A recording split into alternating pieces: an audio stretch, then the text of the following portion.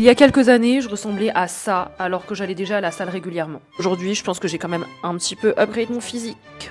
Voilà. Donc je vais te partager tout ce que je faisais mal à mes débuts, parce que clairement, ce sont des choses qui m'ont gardé dans cette shape pendant des mois. Déjà, je ne comprenais pas que l'investissement long terme, c'était le muscle. Mon corps n'était pas tonique, donc à partir de là, mon but dans la vie, c'est devenu de perdre du gras. Et pour moi, la perte de gras, c'était égal au cardio, donc je passais ma vie à faire le hamster sur ce tapis de course. Et après, juste pour la forme, je brassais un peu de l'air sur 2-3 machines, en fonction de ce qui était libre, en fonction du monde. Donc voilà, je n'avais même pas de programme. Là, trop de cardio, pas assez de muscles. Next, l'alimentation.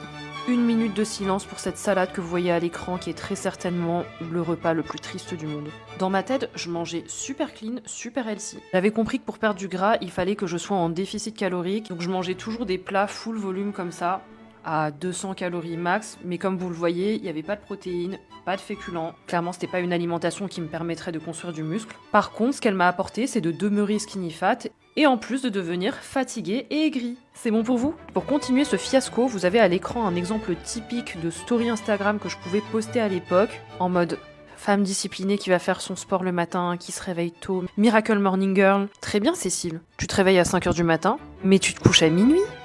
Tu négliges ton sommeil, donc tu kiffes encore moins ta vie, t'as pas d'énergie, t'as encore plus faim, ça te fait faire des craquages, respecte pas ta diète, même si ta diète est nulle. Comme vous pouvez l'imaginer, un jour, cette dame a dit enough parce qu'elle avait beaucoup de pain pour zéro gains. Elle a surtout compris que cet équilibre précaire qui n'en était pas un au final ne lui donnerait jamais les résultats qu'elle attendait. Et c'est ainsi que le point levé, comme illustré par cette magnifique photo de mon timide biceps, j'ai décidé de mettre un terme à tout ça et de revoir mes entraînements, ma nutrition et mon mode de vie de A à Z.